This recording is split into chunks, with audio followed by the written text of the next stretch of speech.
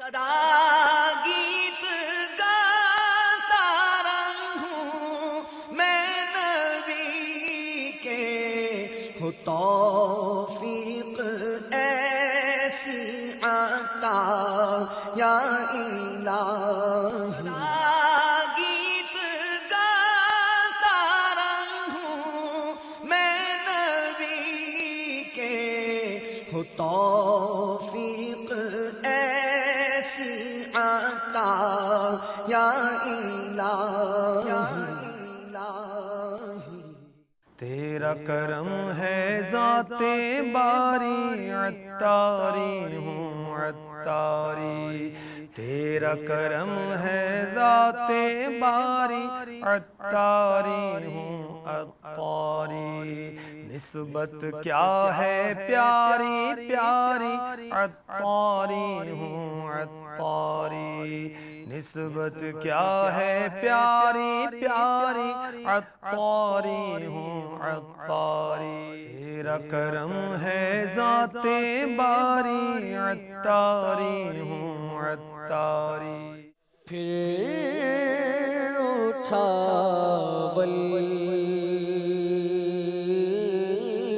ولائے یاد مغیلان عرب، پھر اٹھا ولائے یاد مغیلان عرب، پھر کھینچا دامن دل سوئے بیابان عرب، پھر کھینچا دامن دل سوئے بیابان عرب، باغ فردوس کو جاتے ہیں ہزاران عرب، باغ فردوس کو جاتے ہیں ہزاران عرب، ہائے صحرائے عرب، ہائے بیابان عرب، پھر کھینچا دامن دل سوئے بیابان عرب،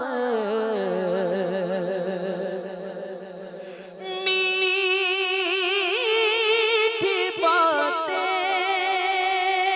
تیری دین عجم ایمان عرب، نمکی حسن تیرا جان عجم شان عرب، پھر اٹھا ولائے یاد مغیلان عرب، اور دل وہی دل ہے جو آنکھوں سے ہو حیران عرب، دل وہی دل ہے جو آنکھوں سے ہو حیران عرب آنکھیں وہ آنکھیں ہیں جو دل سے ہو قربان عرب آنکھیں وہ آنکھیں ہیں جو دل سے ہو قربان عرب اور فصل گل لاکھ نہ ہو فصل کی رکھ آس ہزار فصل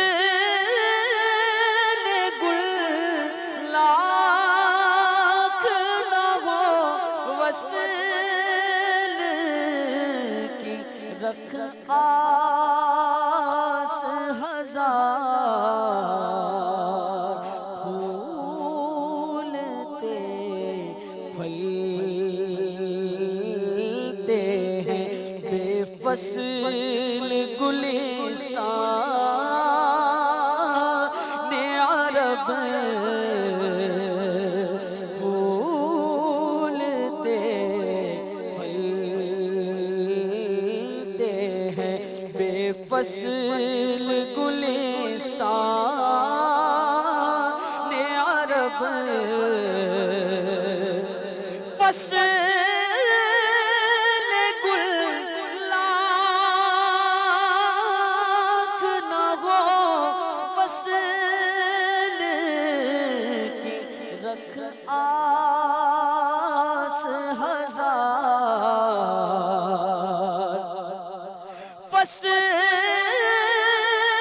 گل لاکھ نہ ہو فصل کی رکھ آس ہزار پھولتے پھلتے ہیں فصل گلستان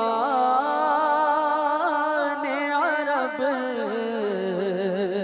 ایک ابھی توجہ جا رہی ہے کہ زائر عرب کو ترغیب دی جا رہی ہو کہ تو عام صحراؤں اور دشت بیابانوں سے عرب شریف کے صحرا کو تشبیہ مت دے. عرب شریف کا صحرا بھی گلستان ہے، باغ ہے، اور تو چل بھلے پھولوں کا موسم نہیں تو کوئی بات نہیں، تو آ کے دیکھ تو صحیح. یہاں موسم کا انتظار ہی نہیں ہوتا، یہاں ہر وقت ہی موسم بہار ہے اور تجھے پھولوں کا قرب مل جائے گا. تو آ کے دیکھ کہ پھولتے پھلتے ہیں، سدا بہار ہیں، ہر وقت یہاں تو پھول کھلتے رہتے ہیں. تو آ کر سیر تو کر یہاں کی ہمارے دشت عرب کی، شاید یہ مراد ہو. اب وہ طیبہ کے سوا سب باغ، طیبہ کے سوا سب باغ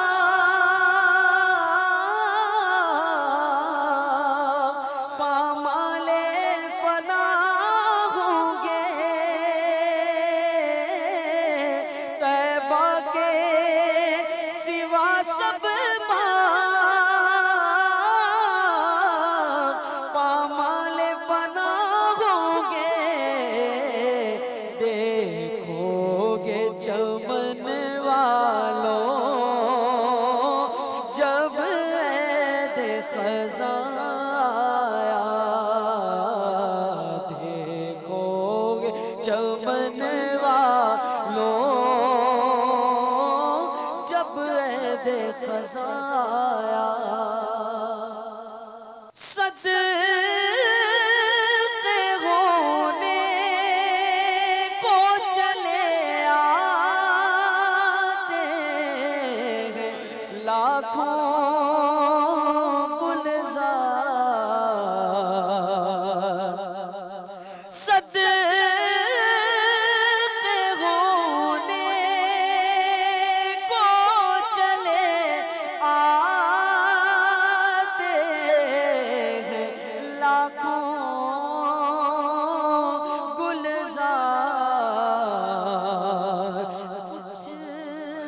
عجب رنگ سے پھولا ہے گلستان عرب، کچھ عجب رنگ سے پھولا ہے گلستان عرب، اور دلیبی پہ جگڑتے ہیں، کٹے مرتے ہیں،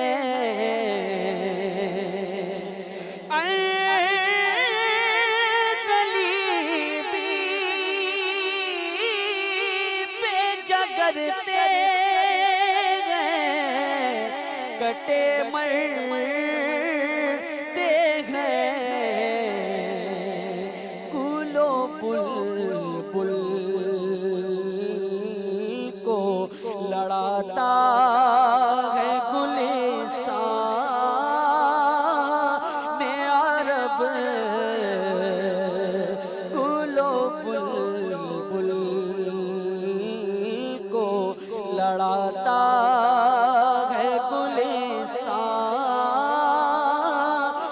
عرب۔ یہ اعلیٰ حضرت کے اشعار کے باپا جب کوئی ترجمہ ہوتا ہے، تشریح ہوتی تو سمجھنے کا لطف مزید بڑھ جاتا ہے۔ آپ نے اگر فرمایا ہے کہ سمجھ میں آیا نہ آئے جھومتے جاؤ، لیکن اگر سمجھا دے تو جھومنے کا بھی لطف دوبالا ہو جاتا ہے۔ اعلیٰ حضرت کا کلام اتنا مطلب دقیق ہے کہ صحیح بات ہے کہ کلام کی شروعات لکھی گئی ہیں، لیکن ان شروعات سے بھی اطمینان نہیں ہو رہا، تو یوں ہے بہت یار دشوار ہے، بہت دشوار ہے۔ مگر اعلیٰ حضرت نے جو مغیلان عرب کی تعریف کی ہے نا، یہ حقیقت ہے۔ میں یعنی کہ دیکھیں اتنے خوبصورت کانٹے کہیں زندگی میں نے نہیں دیکھے۔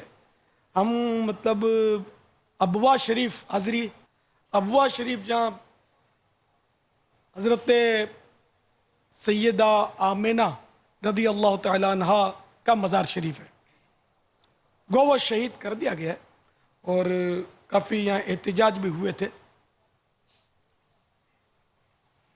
تو غالباً وہیں کا واقعہ یہ ہے، بدر شریف کا واقعہ ہے۔ زیادہ تر ابوا شریف کا یاد پڑتا ہے کہ ہم ابوا شریف بھی حاضری دی ہے، بدر شریف بھی حاضری دی ہے، سعادت ملی ہے مجھے الحمدللہ۔ تو ابوا شریف میں مزار پہ حاضری دی ہم نے، اور وہاں حالانکہ شام کا وقت تھا، یوں کہہ سکتے ہیں کہ اندھیرے اندھیرے ٹائپ کا وقت، کانٹوں کے پورے پورے درخت دیکھے وہاں، مغیلان بولتے ہی کانٹوں کی، کانٹے دار جھاڑیاں، درخت کانٹوں کے۔ یہ یہاں پاکستان میں کانٹوں کے درخت آپ نے شاید نہیں دیکھے ہوں گے، کانٹے ہوتے ہیں لیکن یہ دوسری طرح کے ہوتے ہیں، وہاں صرف کانٹوں کے درخت۔ جب کانٹوں میں چمک بیان سے باہر آ، کانٹوں میں ایسی چمک کہ اس کی تصویریں اتاری، تو تصویروں میں بھی کانٹے چمک رہے تھے۔ یہ بالکل ساؤ نوین تھا، ہم یہاں لائے تھے تصویریں، کانٹوں میں بھی۔ اب پتہ نہیں وہ حاجی بلال تھے نا ساتھ، چھوٹے تھے، انہوں نے یہ سب جمع کیے تھے وہ تصویریں، اور خدا جانے وہ رکھی ہوں گی کہ نہیں۔ بائی روڈ کی جو ترکیب ہوتی ہے نا مدینے جانے کی، جب کسی اور ملک سے تو وہ ترکیبیں کچھ بن سکتی ہیں، ایسی جاتے یوں چلے گئے یوں چلے گئے، تو یوں ابوا شریف کی زیارت کی ترکیب پتہ نہیں اب کون سے سن میں بنی تھی ایک بار حاضری دی ہے، بڑا پرسوز مقام، اور ہم نے وہاں نمازیں بھی پڑھی تھی، وہ بس وہی کھنڈر ٹائپ کی مسجد شریف، اور جو یہ بولنے میں بس مزہ نہیں آ رہا ہے مطلب ان کے حرم کے خار کشیدائیں کس لیے، آنکھوں میں آئیں سر پہ رہیں دل میں گھر کریں، اہل صراط روح امی کو خبر کریں، جاتی ہے امت نبوی فرش پر کریں۔ یہ اس کلام کا شعر ہے۔ خار صحرائے نبی پاؤں سے کیا کام تجھے، آ میری جان میرے دل میں ہے رستہ تیرا. یہ ذوق نعت کا شعر ہے حسن رضا خان صاحب. خار سمجھتے ہیں؟ سب کو نہیں پتا ہوگا خار. خار مانے کانٹا، موگیلان یہ کانٹوں کی جھاڑی. کانٹوں کی جھاڑی، کانٹوں کا درخت.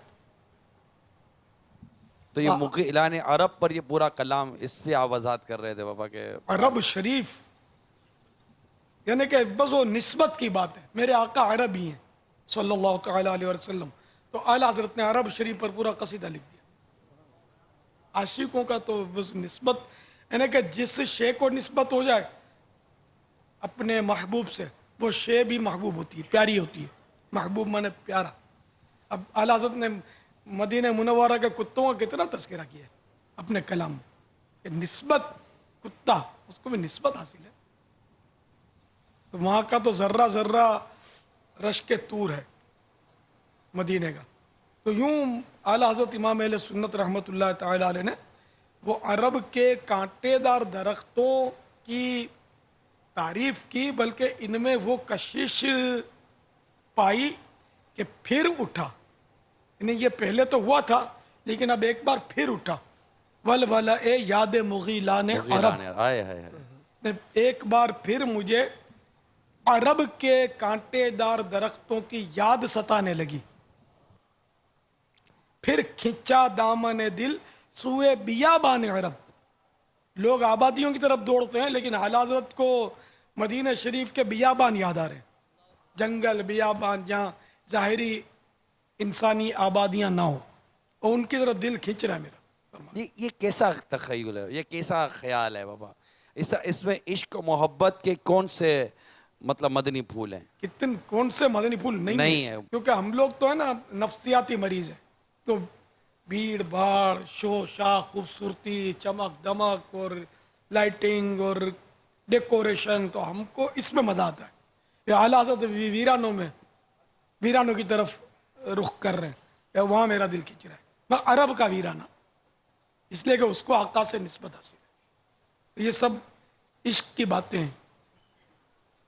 یہ مغیلان عرب آپ کو دیکھنے ہو نا، یوں تو آپ کو شہروں میں نہیں ملیں گے.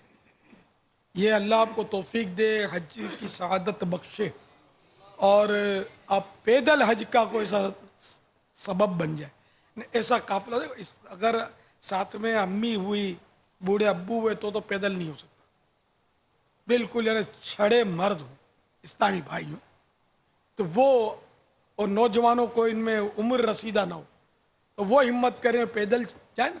پھر راستے میں جب ہم گئے تھے اس وقت تو بہت مغیلان عرب آتے تھے. اب خدا جانے، ہو سکتا ہے کہ ان کی بھی کوئی ترکیب چینج ہو گئی ہو تو کہہ نہیں سکتی. اور بابا آپ تو ان مغیلان مدینہ کو اپنی داڑھی مبارک میں لگا لیا کرتے تھے بابا. اور مغیلان عرب کے نیچے شعر پڑھتے تھے، یاد ہے؟ وہاں کہیں رکے تھے راستے میں مدینہ طیبہ جاتے ہوئے، تو وہ عہد کیا تھا. عہد کیا تھا بابا. وہ شورا نئی تھی، تو وہ شورا سے وفاداری کا عہد کیا، تو اس کا شعر بھی لکھا تھا. اس میں ہے بابا مسائل بخشش میں. سب عہد وفا کی کر لیا ہے. داڑھی شریف میں کیوں آپ مدینے کے کانٹے لگایا کرتے تھے؟ اس کی کیا وجہ تھی بابا؟ حشر میں جائیں گے عطار یوں انشاءاللہ، اپنی داڑھی میں سجے خار مدینہ ہوں گے. حشر میں جائیں گے عطار یوں انشاءاللہ میں پیچھے انشاءاللہ. حشر میں جائیں گے عطار یوں انشاءاللہ،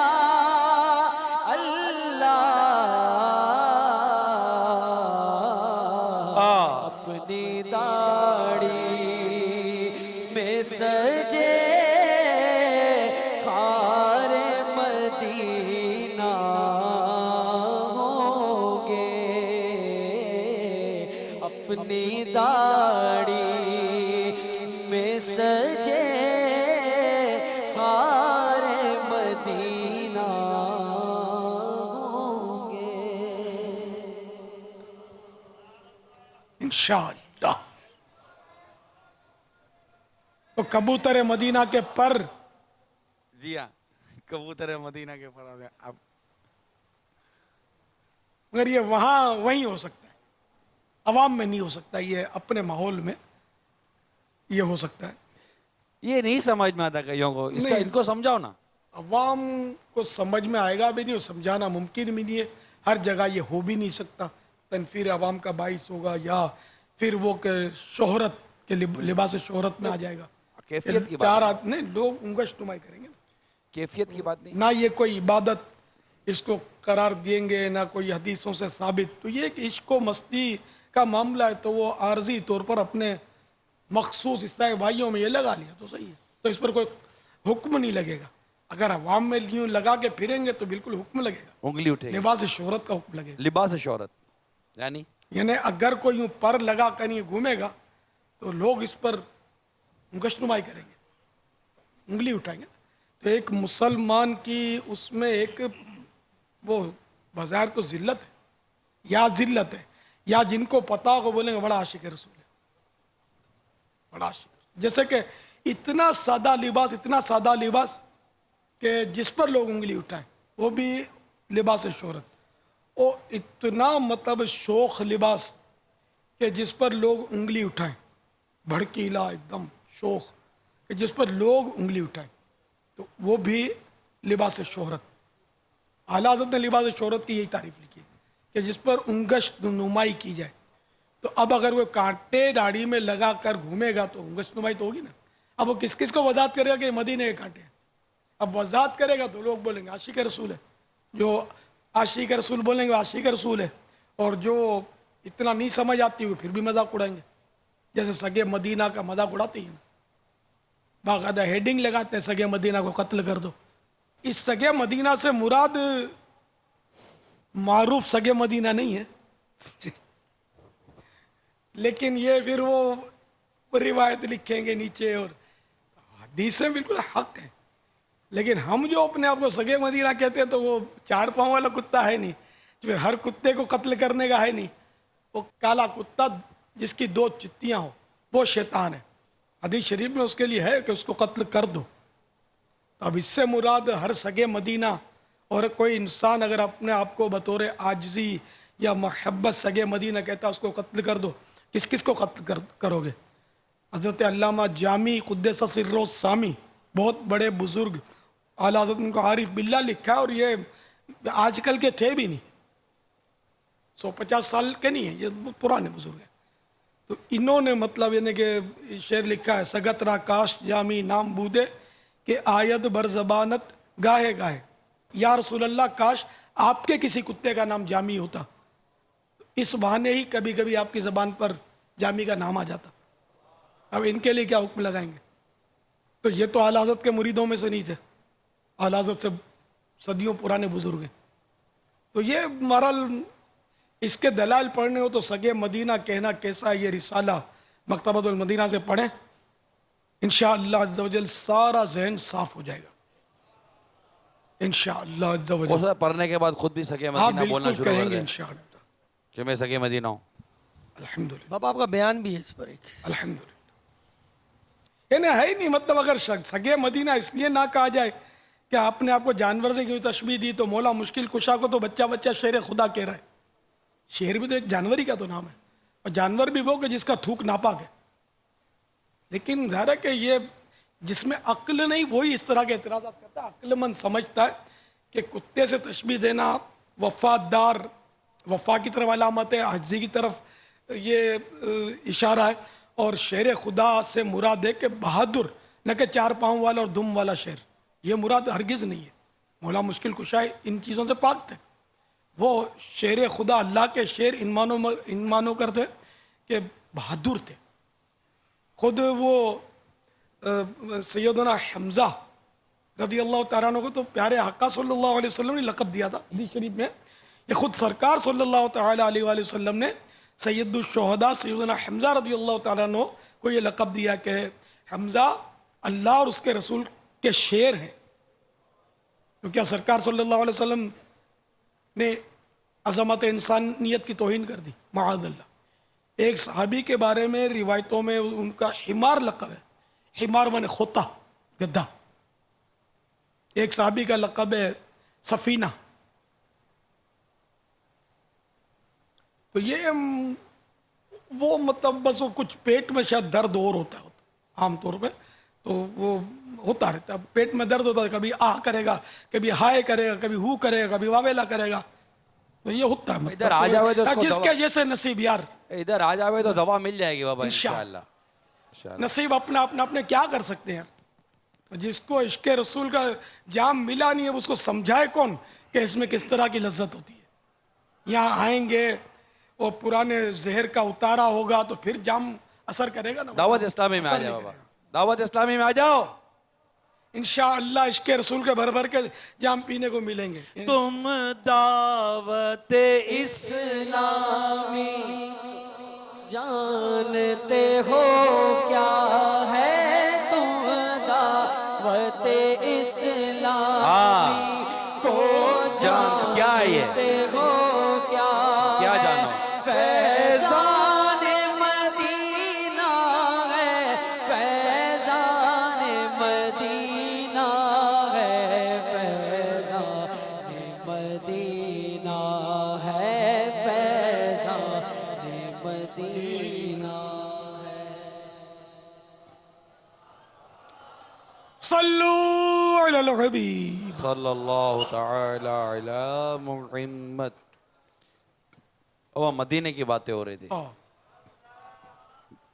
کاش ہم بھی چل مدینہ ہوتے تو کچھ اور بات ہوتی.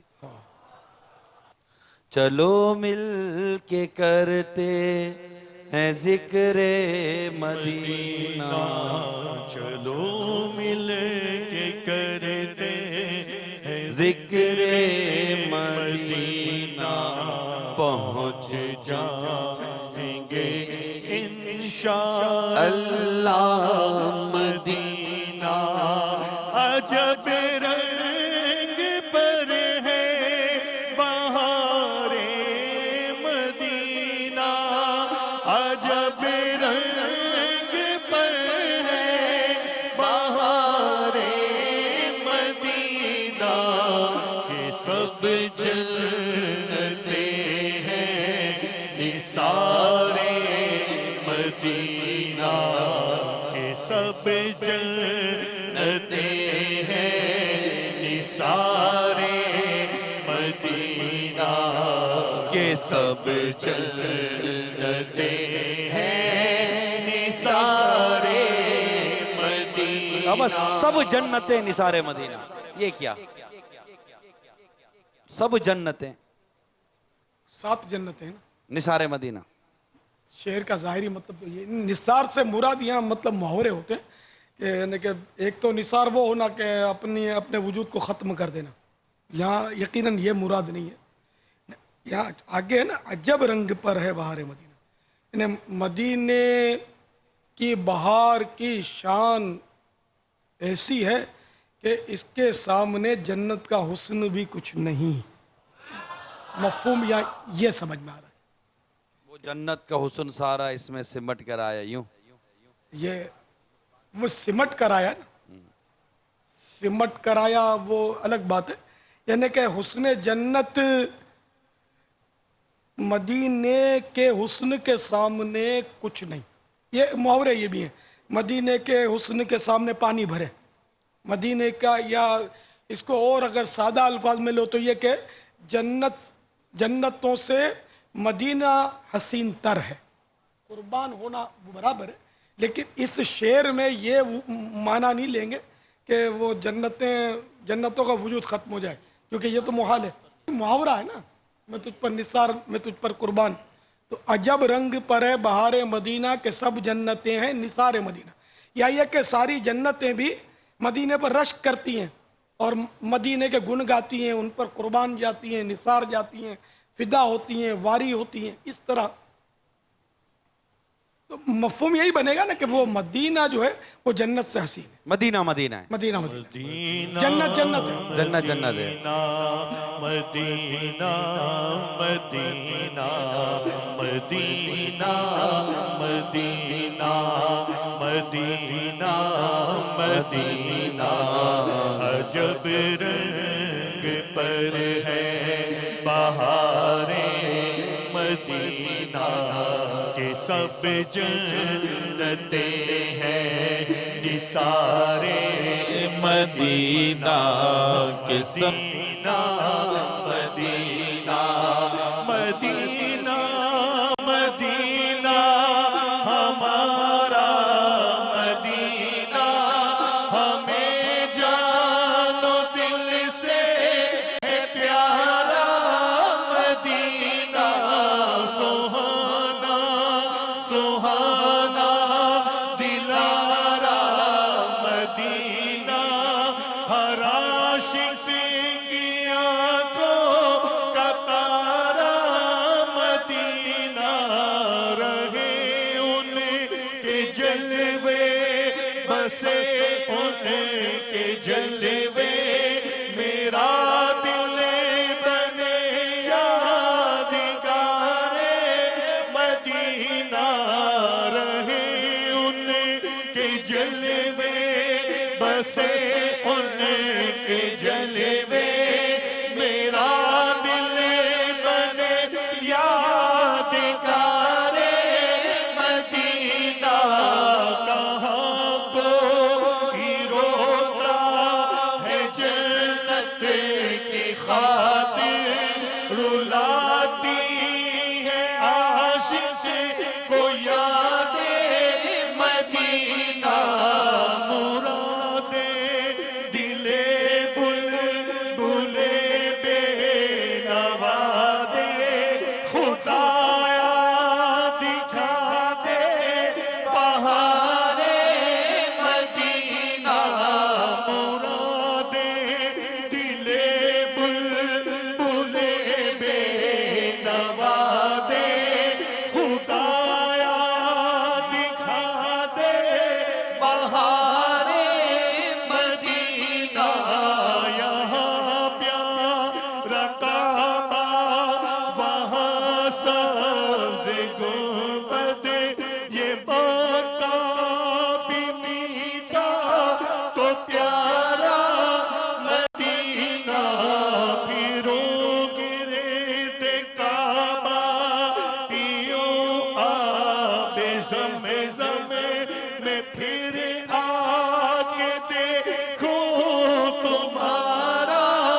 مدینہ کہاں کوئی روتا ہے جنت کی خاطر رلاتی ہے عاشق کو یاد مدینہ میری خاک یا رب نہ برباد جائے اسے مرگ کر دے غبار مدینہ مدینے میں یا رب ہمیں موت آئے بنے کاش مدفن ہمارا مدینہ پھرو گرد کعبہ پیو آب زمزم میں پھر آ کے دیکھو تمہارا مدینہ لو آیا کہ اب آیا جدہ کا ساحل اب آئے گا مکہ چلیں گے مدینہ میں مکے میں جا کر کروں گا طواف اور نصیب آب زمزم مجھے ہوگا پینا خوشا جو میں تاجا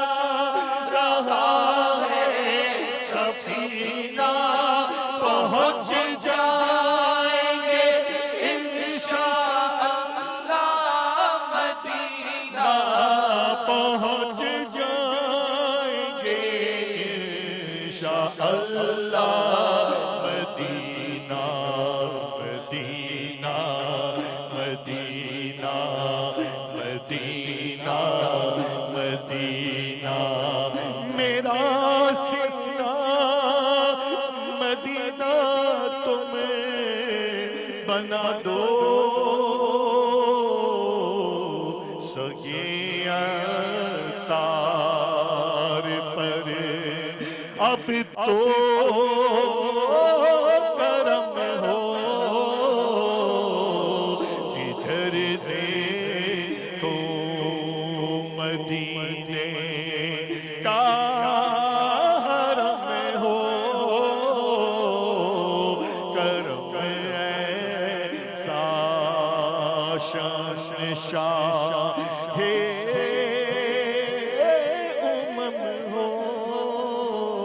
صلو علی الحبیب صلی اللہ تعالی علی محمد. الحمدللہ رب العالمین والصلاة والسلام علی سید المرسلین.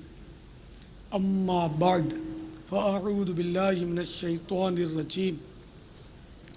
بسم اللہ الرحمن الرحیم. الصلاة والسلام علیک یا رسول اللہ وعلا آلک واصحابک یا حبیب اللہ. الصلاة والسلام علیک یا نبی اللہ وعلا آلک واصحابک یا نور اللہ. میٹھے میٹھے اسلامی بھائیو، آئیے پہلے اچھی اچھی نیتیں کر لیتے ہیں.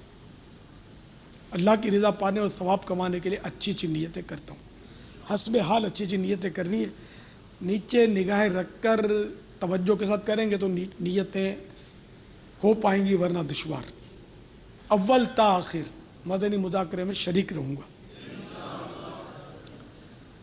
مدنی مذاکرے کے ذریعے علم دین حاصل کروں گا.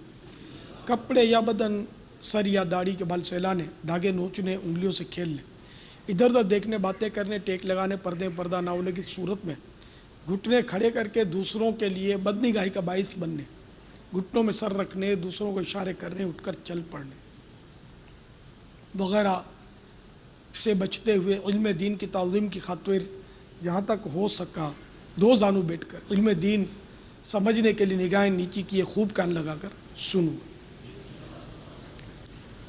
تو دو زانو جو نہیں ہے، نماز میں تحیات پڑھتے ہیں نا، اس کیفیت کو دو زانو بیٹھنا بولتے ہیں.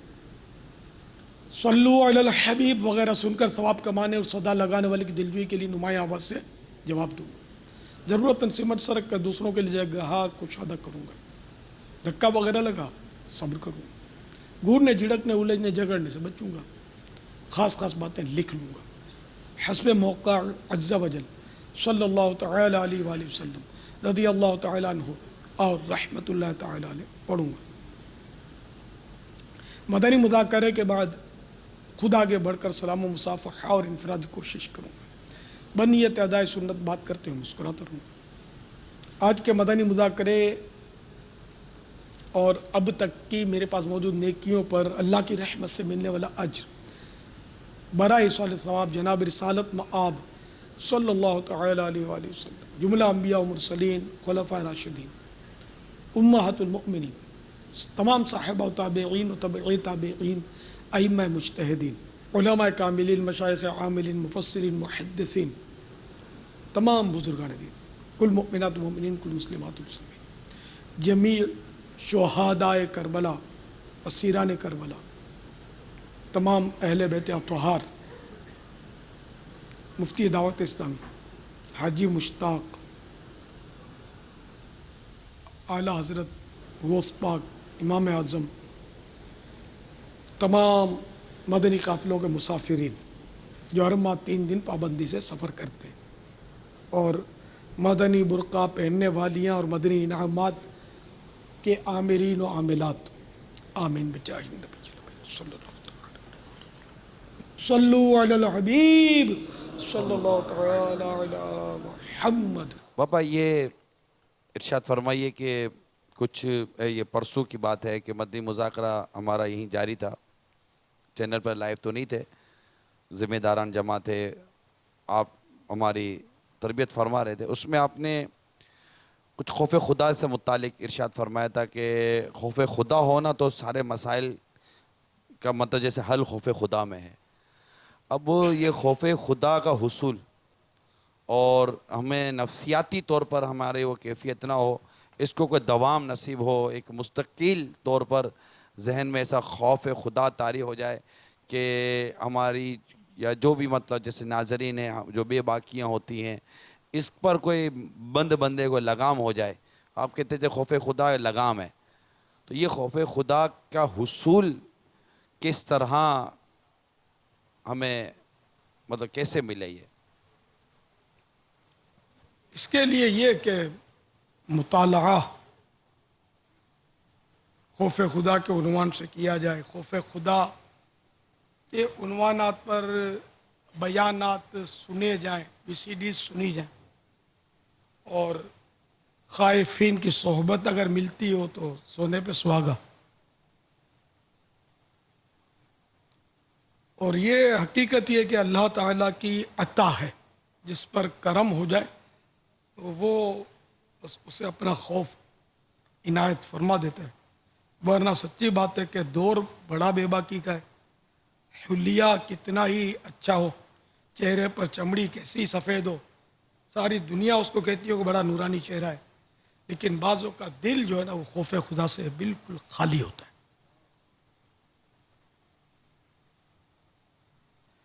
تو اصل وہ دل میں کوئی صورت ایسی ہو جائے کہ خوف خدا آ جائے.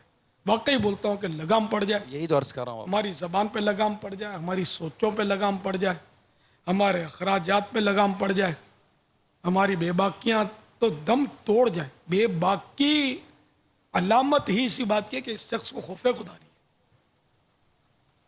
ہر مسئلے میں جو ٹانگ اڑاتے ہیں اور تڑ پھڑ بولتے ہیں اور دوسروں کو مطلب لتاڑتے ہیں، جھاڑتے ہیں، ظاہر ہے کہ یہ ساری باتیں خوف خدا والا کرے یہ سمجھ میں آتی نہیں ہے. خوف خدا والا تو ڈرے گا، اگر کسی سے اونچی بات کر بھی لی نا تو اس کو پھر ڈھونڈے گا یار کہیں اس کا دل نہ دکھ گیا، ڈرے گا. لیکن یہاں تو آپ کو پتہ ہی ہے کہ اگر کسی کو جھاڑ بھی دیا اور اپنے سمجھایا تم نے جھاڑا، میں کیا غلط کیا، اپنی ذات کے لیے تھوڑی جھاڑا. اتنے دن سے یہ مطلب وہ درس نہیں دے رہا یا قافلے میں سفر نہیں کرتا، میں نے اس لیے جھاڑا.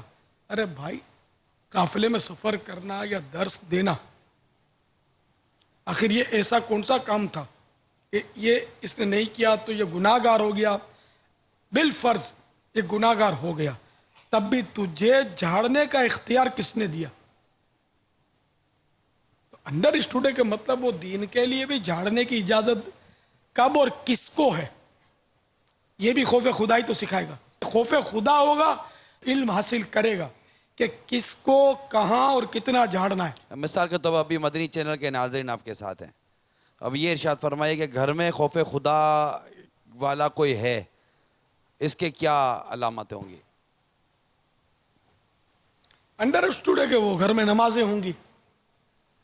ہوں گی، فضول باتوں سے دوری ہوگی، گناہ بھرے چینلوں پر پابندی ہوگی، فرنگی تہذیب فرنگی فیشن سے وہ خاندان جو ہے وہ بچا ہوا ہوگا، سادگیاں ہوں گی، بات بات پہ سنتیں ہوں گی، کھانے کا انداز سنت. اب کھانے پہ کیا، گھروں میں جس گھر میں جاؤ ٹیبل کرسی لگی ہوتی ہے، اپنے جاتے ہیں تو چھپا لیتے ہیں، ہٹا لیتے ہیں. ٹی وی ہوتا ہے تو میں تو بہت گھروں میں گیا ہوں نا، ٹی وی ہو تو یہ ہٹا لیں، پردہ ڈال لیں. اپنے گھروں میں وہ شوکیس وہ سب اس میں بھاگڑے بلے اور بھوت پلیت جمع کر کے رکھتے ہیں، تو یہ گھروں میں رکھتے تو ہم جائیں تو پردہ ڈال لیں.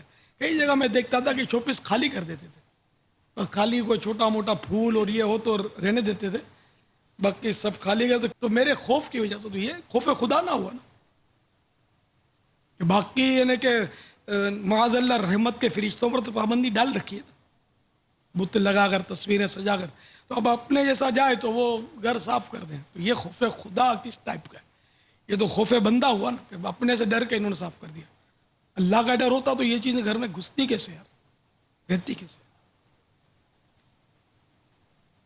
تو جس کے گھر میں خوف خدا والا جو گھرانہ ہوگا اس کے گھر میں تصویر آویزہ نہیں ہوگی، اس طرح کے شوکیس میں اس طرح کی چیزیں جن کو شریعت نے جائز نہیں کہا، اجازت نہیں دی، وہ چیزیں نہیں ہوں گی. اس طرح کی میوزک نہیں بجے گا. یا تو میوزک تو ہر چیز میں بجتا ہے. بچوں کے مطلب یہ ہے کہ چھوٹی چھوٹی بوٹ ہوتے ہیں، یہ بچے چلتے ہیں میوزک بجتا ہے. بچوں کے کھلونے، وہ پنگوڑے پہ کو جو گچھا لٹکاتے ہیں وہ میوزک بجاتا ہے. ہر چیز میں میوزک، ہر چیز میں میوزک. گھڑیاں میوزک بجاتی ہیں، ٹیلی فون، موبائل فون میوزک بجاتا ہے. تو خوف خدا والوں میں یہ ساری چیزیں نہیں ہوں گی. لیکن اب کوئی یہ سارا کرے اور پھر پھو پھو پھو پھو پھو پھو کر کے روئے دعا میں اور بیان میں، تو ایسا اس طرح کا خوف ہوتا ہے نا، اس کو امام غزالی علیہ رحمۃ اللہ الوالی نے عورتوں والا خوف قرار دیا ہے کہ وقتی طور پر بیان سن کر یا دعا سن کر یا کسی کی رقت انگیز کسی آواز میں ہی سوز ہوتا ہے، اس کی سوز بھری آواز سن کر رونا آ جاتا ہے. تو یہ حقیقت میں خوف خدا نہیں ہے. یہ رونا دھونا پچھاڑے کھانا صرف یہ خوف خدا نہیں ہے. بزرگوں نے خوف خدا کی تعریف جو بیان کی بڑی مزے کی ہے، سمجھ میں آتی ہے کہ اصل خوف خدا یہ ہے کہ خدا کی نافرمانی ترک کر دے. خدا کی قسم بہت سوڈڈ مطلب اور بالکل یعنی کہ بہترین مدنی پھول ہے کہ خوف خدا یہ ہے کہ اللہ تعالیٰ کی نافرمانی چھوڑ دے. خلاص جس بات میں نافرمانی ہے اس کے قریب نہ جائے. یہ ہے خائفین میں سے یہ شخص کہ جو ایسا ہے، بھلے روتا نہیں ہے. خوف خدا کی باتیں سن کر بھی بعض اوقات اس کی ہونٹوں میں مسکراہٹ ہم دیکھتے ہیں، لیکن وہ نافرمانیاں اللہ کے ڈر کی وجہ سے چھوڑے ہوئے. یہ ہے ھذا من الخائفین، یہ خوف خدا والوں میں سے، خائفین میں سے. لیکن ہمارے یہاں تو بس وہ روتا ہے تو وہ بولتے ہیں یار بہت خوف خدا والا، بہت بڑا عاشق رسول ہے. نماز کی جماعت چلی جاتی ہے اس کی، نعتوں میں جھوم رہا ہے، نوٹے لٹا رہا ہے، اور صاحب وہ فجر کے ٹائم پہ سویا پڑا ہے، بولے وہ بڑا عاشق رسول ہوگا. ٹھیک ہے، ہر ایک کی اپنی اپنی تعریفیں. تو اصل میں اگر عاشق رسول ہے تو وہی ہے جو مطلب واقعی جس سے عشق ہے اس کی اداؤں کو اپناتا ہو. حقیقی عاشق رسول تو وہی ہے جو سنتوں پر عمل کرتا ہو. تو یہاں تو مطلب یعنی کہ صرف خوش کرنے کے لیے بھی داڑھی منڈے ہوتے ہیں، سود خور ہوتے ہیں، بس بزنس میں تو بڑے بڑے ہوتے ہیں. اگر کوئی سال میں کوئی بہت بڑی نعتخوانی کر کے اور بڑے بڑے نعتخوانوں کو جمع کر کے وہ دعا سے نوٹیں لٹائیں، بڑا عاشق رسول ہے جی، وہ سو جی بڑا عاشق رسول ہے. خاک عاشق رسول ہے یار. ایسے ہی اگر عاشق رسول ہو تو دین کا تو پھر نقشہ ہی بگڑ جائے گا یار. نمازیں کہاں گئیں اور سنتیں کہاں گئیں؟ وہ صرف باتوں سے یا اس طرح سے وہ ہم لوگ جو ہے نا، یہ ہمیں اپنی معلومات نہیں، یا ہم لوگ سچے لوگ نہیں. جس کو خوف خدا ہوگا وہ کاہے کو کسی کی خوشامد کرے گا؟ ہم تو خوشامدیں کرتے ہیں. خوشامد کی ایک تعریف یہ ہے کہ کسی کی جھوٹی تعریف کرنا. یہاں میری مراد یہ ہے خوشامد، بلکہ خوشامد کے معنی یہی لکھے ہیں جو یاد پڑتا ہے مجھے، کہ کسی کی جھوٹی تعریف کرنا خوشامد. تو یہ ہمارے یہاں عام ہے. چاہے اسلامی بھائی کی تعریف کرنی ہے کہ یا کسی مبلغ کی تعریف کرنی ہے یا کسی نگران کو خوش کرنا ہے، سیٹ رکھنا ہے اپنے سے، تو خوشامد یہ ہمارا ہے کہ زندگی کا حصہ ہے. اگر وہ جھوٹی تعریف پر مشتمل ہے وہ خوشامد تو حرام ہے. اگر سچی تعریف پر وہ مبنی ہے تب بھی کلام ہے. کہ اس کے بھی کڑے شرائط ہیں اور اس کی صورتیں، کس کی تعریف کی جائے کس کی نہ کی جائے، کس طرح کی جائے کن الفاظ میں کی جائے. ہمیں یہ کچھ آتا ہی نہیں. یعنی تعریف کسی کے منہ پہ کرنی ہے نا، تو اس کی صورت امام غزالی علیہ رحمۃ اللہ الوالی نے یہ لکھی ہے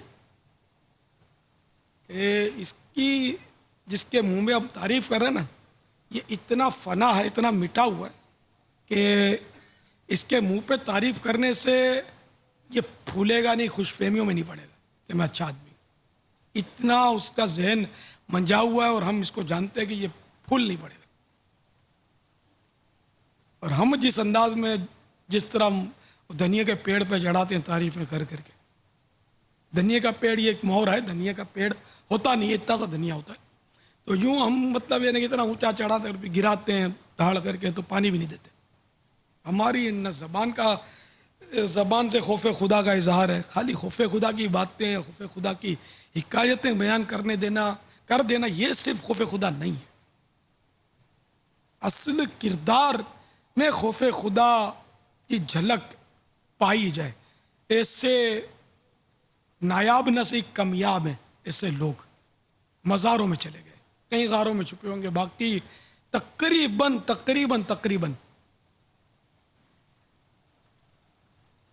میری زندگی گزر گئی، یعنی یہ مجھے کہتے ہوئے ڈر لگتا ہے کہ تقریباً زبانی جمع خرچ رہ گیا ہے، دل ہمارا تقریباً خالی ہے، خالی باتیں بڑی بڑی خوف خدا کی، عارضی طور پہ بس رونا دھونا ختم ہو گیا، دعائیں ختم ہو گئی، کھی کر کے گپ شپ شروع، کچھ بھی اثر باقی نہیں رہتا ہمارا۔ وہ عورتوں والا خوف، جیسے بچہ رو رہا ہے، بچہ روتا اور اس کے آنسو ابھی آنکھوں سے خشک نہیں ہے بلکہ بہہ رہے ہیں، اور کوئی اس کو بہلا ہو تو وہ ہنس پڑتا ہے نا، بھول جاتا ہے رونا کہ کیوں رو رہا تھا۔ ہماری کیفیت اسی طرح کی ہے، ہمارے دل جو ہیں یہ خوف خدا سے تقریباً یوں کہیے کہ خالی ہوتے جا رہے ہیں۔ تو دل میں خوف خدا کس طرح آئے، تو اس کے لیے تو یہ کہ صحیح بات ہے کہ حقیقی خوف خدا رکھنے والوں کی ہمیں صحبت مل جائے، اور یہ بھی نایاب سی ہے، نایاب سی ہونا اور بات ہے اور نایاب ہونا اور بات ہے۔ نایاب سی ہے یعنی گنجائش تو ہے لیکن ہے بہت مشکل، کسی کو خوف خدا والا سمجھ کر اپنے قریب جاتے بھی نا بعض اوقات تو وہ نکلتا کچھ اور ہے، جب وہ بولنا شروع کرتا ہے نا، کہ میں اپنے تجربات کا عرض کر رہا ہوں، میں استاذ بہت ہوں اور بہت صحبتیں پائی ہیں، میں جنرل بات کر رہا ہوں کہ ہے بہت دشواری، وہ تھوڑی صحبت میں رہو تو پھر بعض اوقات اتنی باتیں سامنے آ جاتی ہیں کہ جو حقیقت سے الٹ ہوتی ہیں، بہت تعریفیں سن کر بھی جاؤ تو ایسی باتیں بعض اوقات سامنے آتی ہیں کہ دل خراب ہونے لگتا ہے، لیکن ہر ایک ایسا یقیناً نہیں ہوتا، وہ یہ بھی ہو سکتا ہے کہ ہمارے محسوسات ہی غلط ہوں اور اگلے کی کوئی مصلحتیں ہوں جو ہم نہیں سمجھ سکے، ہمیں حسن ظن کا جام ہی پیتے رہنا چاہیے، لیکن ہے بہت بری بات، کوئی بیٹھک اگر یوں مبالغہ کریں تو غیبتوں سے خالی نہیں ہے، یہ تقریباً جو بھی جنہوں نے غیبت کی تباہ کاریاں پڑھی ہیں ان کو اندازہ ہوگا اس کا، جو حساس حصہ ہیں ان کو پتہ ہوگا کہ نہیں ہے خالی۔ اب منہ بھر کے غیبتیں کریں، باتیں کھول کے ہنسیں، کھی کر کے ٹہکے بلند کریں، اور نام یہ ہو کہ بڑا خوف خدا والا ہے، بڑا عاشق رسول ہے، تو وہ دل ٹھکتا نہیں ہے، کیسے ٹھکے گا؟ کبائر کا ارتکاب کر رہا اور خوف خدا والا اس کو کہا جا رہا ہو، وہ ہے ذرا مشکل سے سمجھ میں آتی ہے نا بات۔ تو ہم لوگ اہل ظاہر ہیں، اس لیے وہ ظاہری باتوں سے یا نام سن کر ہی بس وہ اندازہ ہوتا ہے، لیکن حقیقت میں خائفین کی صحبتیں نایاب سی ہیں، بہت کم ہو گئی ہیں۔ اب یہ کہ وہ خیر الجلیس الکتاب، یعنی کہ کتاب بہترین جلیس ہے، یعنی مصاحب ہے جس کی صحبت اختیار کی جائے، یعنی کتاب کی صحبت بہترین ہے، یہ وہ دور ہے، کیونکہ بندے کی صحبت لینے جاتے ہیں تو اکثر منہ کی کھاتے ہیں، یہ دور وہ دور ہے۔ اب آج جس کو پہچان نہیں ہے وہ پھنس جاتے ہیں، نتیجہ اتنا بھیانک آتا ہے، جس کو وہ اچھا سمجھ کر یا روحانیت کا مرکز سمجھ کر جاتا ہے اور بیچارہ بعض اوقات ایمان بھی دے بیٹھتا ہے۔ ایسے حالات پیدا ہو گئے، ایسے حالات پیدا ہو گئے۔ اگر جینے کی خواہش ہے تو پہچان پیدا کر۔ یوں اس دور میں صحبت کتاب کی اچھی ہے، لیکن کتاب بھی کس کی؟ پھر یہاں بات آئی، وہی بات ہے نا، جیسے صحبت کس کی تو کتاب بھی کس کی، یہی آئے گا۔ کتاب کس کی، اور کتاب میں بھی بہت بری حالت ہے، جی۔ بڑے بڑے نام لکھے ہوتے ہیں، اندر پڑھو تو خدا جانے کیا الحاقات ہوتے ہیں۔ تو ابھی تو آپ کی باتوں سے عجیب عجیب صحبت اور باتیں کتاب دونوں ایک ہی جیسا عنوان پر آ گئے نا، کہ صحبت کس کی تو کتاب کس کی، کتاب اعلیٰ حضرت، تو یہ نا کتاب بھی پھر واقعی ایسی نا جس سے خوف خدا مل جائے۔ کتاب اعلیٰ حضرت کی ہو، امام غزالی کی ہو کتابیں، امام غزالی کتابیں پڑھنے کے لیے کچھ الگ سے علوم چاہیے، ان میں سب سے بڑی بات یہ ہے کہ اپنے حنفی مذہب کی معلومات ضروری ہے، ورنہ گڑبڑ ہو جائے گی. کہ اس میں فقہی مسائل شافعی مذہب کے مطابق لکھے ہوئے، تو اگرچہ وہ تصوف کی کتب ہوں تو اس میں اپنے حنفی مذہب کی معلومات نہیں ہوگی تو اس میں خطرہ ہے کہ یہ غلطیاں کرے. احیاء العلوم میں ہے خوف خدا کا ذکر، مکاشفۃ القلوب میں ہے. خود مقتوط المدینہ کی مطبوعہ ہے جس کا اس کتاب کا نام ہی خوف خدا ہے. خوف خدا، بالکل خوف خدا بھی ہے ایک کتاب، توبہ کی حکایات، توبہ کی حکایت اس میں بھی اور خوف روایات. خدا کا بہت خوف خدا. یوں تو ماشاءاللہ یہ جو کفریہ کلمات کے بارے میں سوال جواب کتاب ہے نا، اس کا مطالعہ کرنے والا اللہ نے چاہا تو یہ خوف خدا پانے میں کامیاب ہو جائے تو کیا عجب. اس میں اتنا خوف خدا کا بیان ہے، یعنی بندہ اس میں تو ایسا خوف خدا ہے کہ آدمی ڈرتا ہی رہے کہ نہ جانے میرا ایمان سلامت رہے گا یا نہیں رہے گا. اسی طرح اور بھی بہت سارے مقتوط المدینہ کی مطبوعہ ہیں ماشاءاللہ. غیبت کی تباہ کاریوں میں خوف خدا کا بیان ہے، عذابات کا بیان ہے کتنے. اسی طرح نیکی کی دعوت میں خوف خدا کا بیان ہے، فیضان سنت میں خوف خدا کا کتنا بیان موجود ہے. یعنی اگر ہم ڈھونڈیں تو بہت سارے مقتوط المدینہ کی ایسی کتابیں ہمیں ملیں گی جس میں خوف خدا کا بیان موجود ہے. اور یوں خوف خدا جیسے مردے کی بے بسی پڑھتے ہیں، جیسے خوف خدا ہی کو اگر ہم ان مطالعوں میں ڈھونڈیں نا تو یہ سارے رسالے مردے کی بے بسی، مردے کے صدمے، ویران محل، یہ غفلت، نہر کی صدائیں، جیسے مقتوط المدینہ کی وہ جو ہے جہنم میں لے جانے والے اعمال. تو اللہ کرے کہ ہم مطالعہ کرنے میں کامیاب ہو جائیں، کتابیں لینے پڑھنے، اللہ کرے. مطالعے کا ذوق بالکل نہیں ہے، یہ بس تھوڑا اپنے اطراف میں سے بیچارے چند ایک مل جاتے ہیں مطالعہ کرنے والے، ذوق نہیں. تو یہ بس مطالعہ ضروری ہے. پیارے باپا جان، اکثر مدنی مذاکروں میں آپ نگاہوں کی حفاظت کے مدنی پھول اور نگاہیں جھکائے رکھنے کی ترغیب دلاتے ہیں. آخر ہماری ہی نیچی نگاہیں رکھنے پر اتنا زور کیوں؟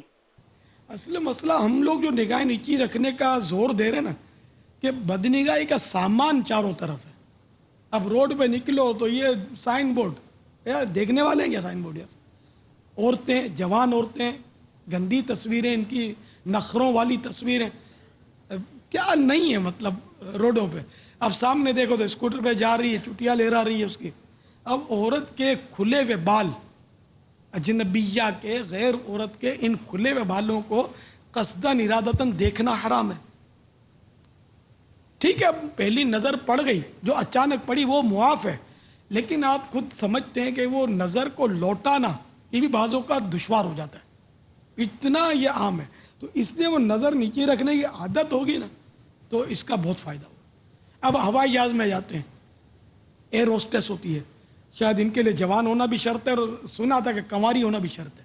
یہ ان کا عجیب تصور ہے، اور یہ پتہ نہیں مسافروں کی انجوائے کے لیے رکھتے ہیں کیا. اس کی بڑی ٹریننگ ہوتی ہے، بڑی دل لبھانے والا معاذ اللہ اور لوچدار ان کا انداز ہوتا ہے، بڑی یعنی کہ نرم گفتگو ان کو لگتا ہے ٹریننگ ہوتی ہے ان کی کہ پیسنجر کا دل لبھائے. وہ آ کر وہ بہت ہی نخرے کے ساتھ وہ نرم لہجے میں آ کر سوال کرے گی کہ آپ کو یہ چاہیے وہ چاہیے، بہت ہی سلیقے سے جواب دے گی. بہت ہی خوفناک ماحول ہوتا ہے ہوائی جہاز کا. تو اب ایسی صورت میں نگاہیں نیچی رکھنے کی عادت نہیں ہوگی نا تو آپ مارے جاؤ. یعنی یہاں تک کہ اگر پانی پینا بھی ہے نا، اپنے پاس پانی ہے، ان سے تو آدمی کیا مانگے پانی. یار مانگنا بھی نہیں چاہیے ان سے، کوئی چیز نہ مانگی جائے ان سے. یہ آئے گی پوچھنے کے لیے، آپ بھی میٹھے میٹھے بن کر مانگو گے تو بڑا مشکل ہے.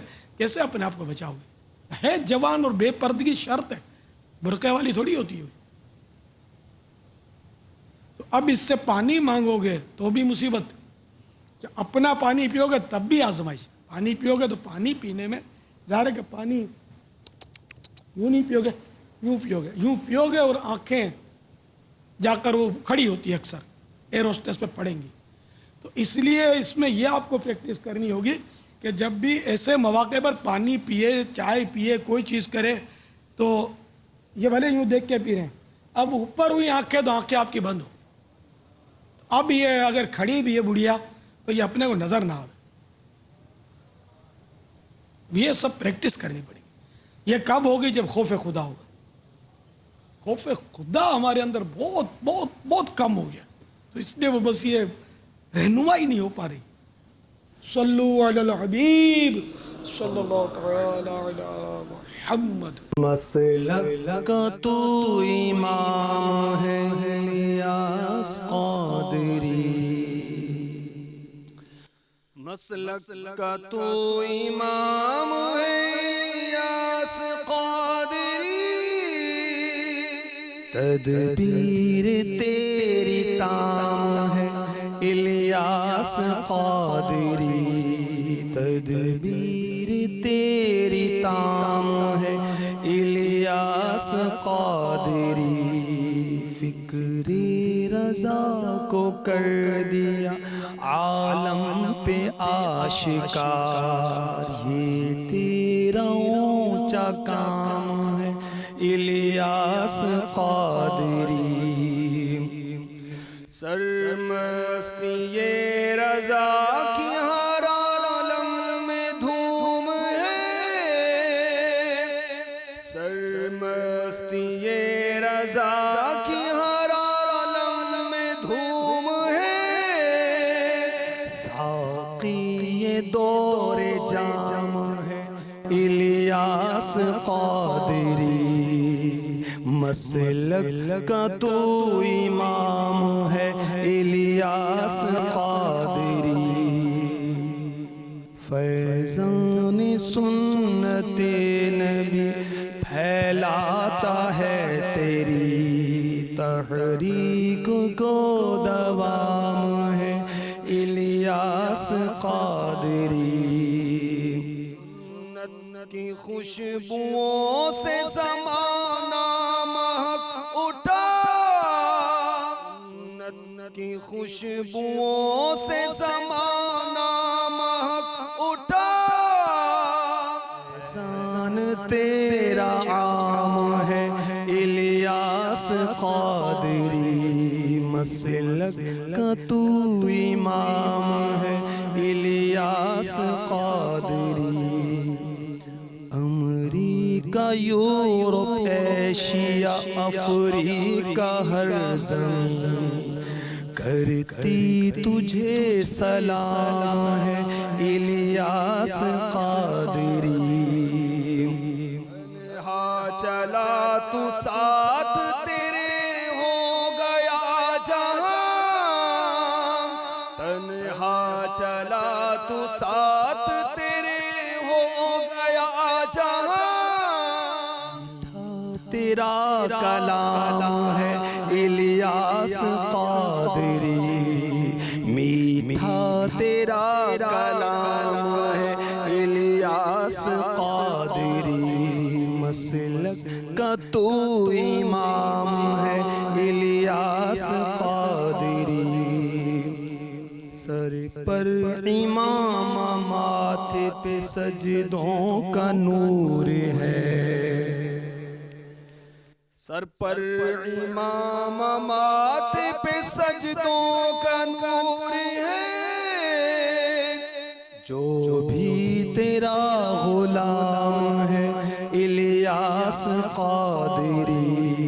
مسلک کا تو امام ہے الیاس قادری, مسلک کا تو امام ہے الیاس قادری.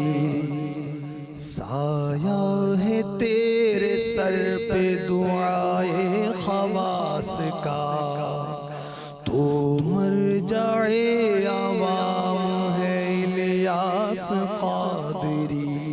صلو علی الحبیب صلی اللہ علیہ وسلم. صلاۃ و سلام علیک یا رسول اللہ. اپنی اور ساری دنیا کے لوگوں کے اصلاح کی کوشش کریں انشاءاللہ عز و جل.